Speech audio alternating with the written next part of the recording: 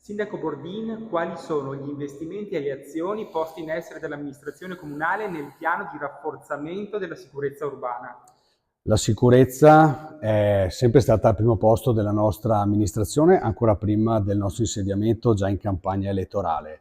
Nel corso del tempo abbiamo provveduto ad aumentare l'organico degli agenti e continueremo su questo filone, compatibilmente ovviamente con le leggi sulle assunzioni degli enti locali. Abbiamo appena lanciato il progetto Montebelluna Sicura, che prevede 25 uscite da parte di 2 pattuglie dalle ore 19 alle ore 2 di notte, il tutto in concerto con le altre forze di polizia e a sostegno l'una dell'altra, nella fattispecie gli amici dell'Arma dei Carabinieri.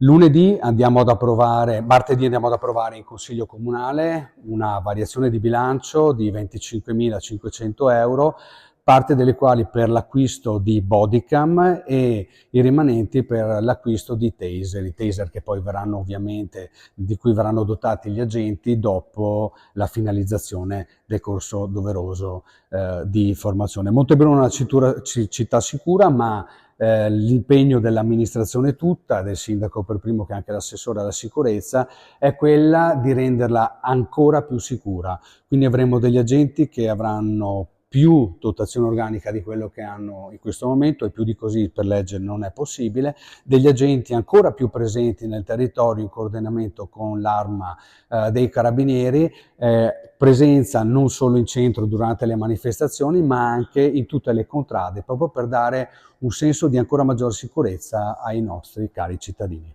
Grazie.